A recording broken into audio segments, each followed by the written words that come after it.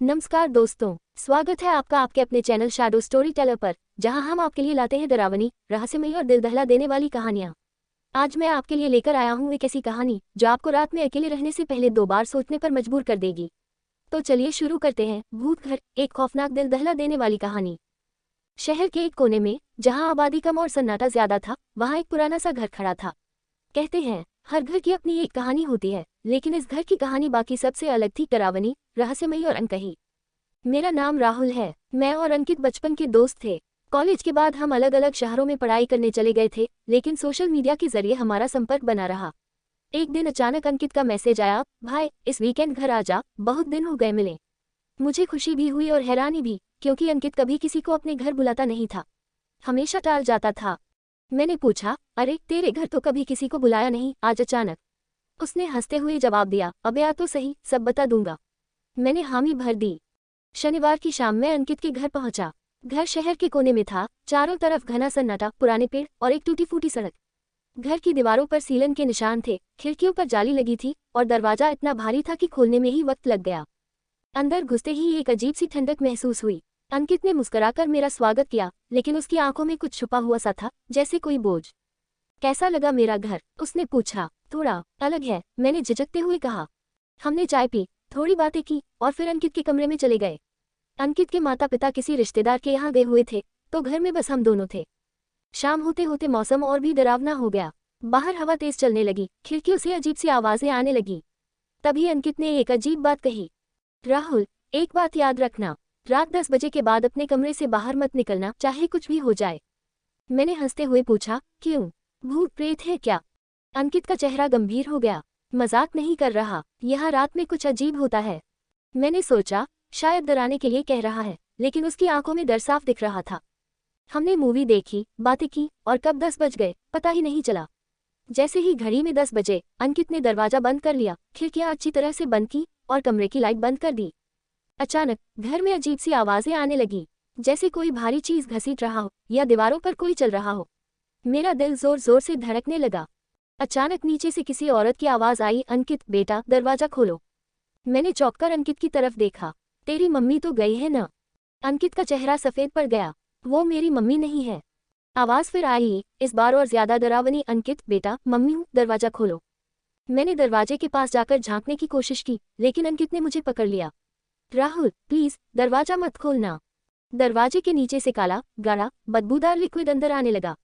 कमरे में अजीब सी ठंडक फैल गई। बाहर से किसी के नाखून दरवाजे पर घसीटने की आवाज आने लगी। मैंने डर के मारे आंखें बंद कर लीं। अंकित कांप रहा था। हम दोनों कंबल में छुप गए। आवाजें तेज होती गई, कभी हंसी, कभी रोना, कभी किसी के चलने की आवाज। रात भर हम दोनों डर के मारे एक दूसरे का हाथ पकड़े रहे। सुबह की पहली किरण के साथ ही आवाजें गायब हो गईं। जब हमने दरवाजा खोला तो बाहर सब कुछ सामान्य था, न कोई लिक्विड, न कोई निशान। मैंने अंकित से पूछा, ये सब क्या था? अंकित ने गहरी सांस ली, ये हर रात होता है, इसी वजह से मैं कभी किसी को घर नहीं बुलाता था। मैंने कहा, अब तो मुझे पूरी कहानी सुनानी पड़ेगी। अंकित ने सिर झुका लिया, इस घर में कोई है जो हमें चैन से जीने नहीं देता। सुबह की हल्की धूप कमरे में आई तो लगा जैसे रात का डरावना माहौल कोई बुरा सपना था, लेकिन जो कुछ हुआ था वह हकीकत थी। अंकित का चेहरा, उसकी घबराहट और वह अजीब सी आवाजें, सब कुछ मेरे जहन में ताज़ा था।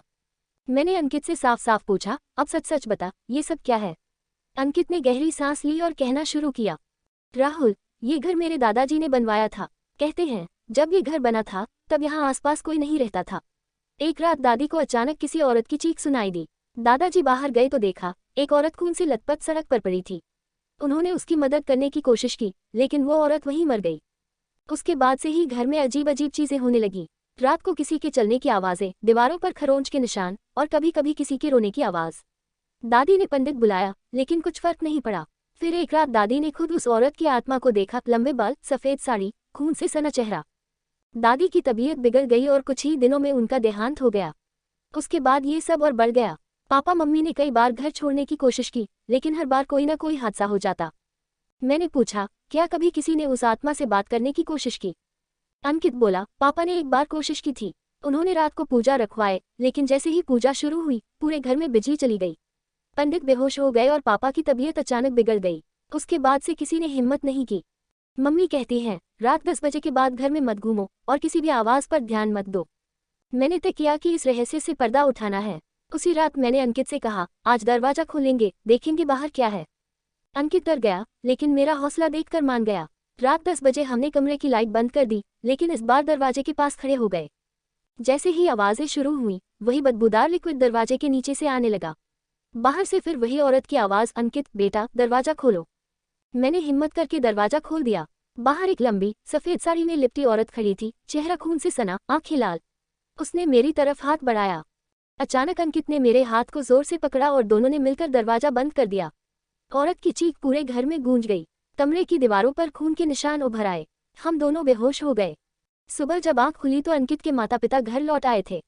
उन्होंने हमें होश में देखा तो घबरा गए। मैंने उन्हें सब बताया। अंकित की मम्मी ने कहा, हमने कई बार कोशिश की, लेकिन ये आत्मा इस घर से नहीं जाती। ये किसी अधूरी इच्छा के साथ बंधी हुई है। मैंने पूछा, क्या कभी उस औरत के परिवार को ढूंढने की कोशिश की? उन्होंने कहा, पता चला था, वो औरत पास के गांव की थी, उसकी मौत के बाद उसका परिवार कहीं चला गया। शायद उसकी आत्मा को शांति नहीं मिली। हमने मिलकर एक पंडित को फिर बुलाया। इस बार पूरे गांव के लोग भी आए। घर में हवन हुआ, औरत की आत्मा के लिए प्रार्थना की गई। पंडित ने कहा, उसकी आत्मा को उसके परिवार से मिलाना जरूरी है। काफी खोजबीन के बाद गांव के एक बुजुर्ग ने बताया कि उस औरत का नाम सावित्री था और उसके बेटे अब दूसरे शहर में रहते हैं। हमने उनसे संपर्क किया और उन्हें घर बुलाया। जब सावित्री के बेटे ने घर में प्रवेश किया तो अचानक घर में तेज हवा चली, खिड़कियां अपने आप खुल गईं। एक पल के लिए सफेद साड़ी में लिपटी परछाई सीढ़ियों पर दिखी और फिर गायब हो गई। उसके बेटे ने मां के लिए प्रार्थना की। पंडित ने कहा, अब उसकी आत्मा को शांति मिल गई है। उस रात के बाद घर में कोई अजीब घटना नहीं हुई। अंकित और उसके परिवार की जिंदगी फिर से सामान्य हो गई। मैंने भी चैन की सांस ली, लेकिन उस रात की चीखें और सावित्री की परछाई हमेशा मेरे जहन में रहेंगी। दोस्तों, ये थी भूत घर की कहानी। अगर आपको ऐसी और कहानियां सुननी है तो चैनल को सब्सक्राइब करें, वीडियो को लाइक करें और अपने डरावने अनुभव कमेंट में जरूर शेयर करें। शैडो स्टोरी टेलर पर फिर मिलेंगे एक नई कहानी के साथ। धन्यवाद।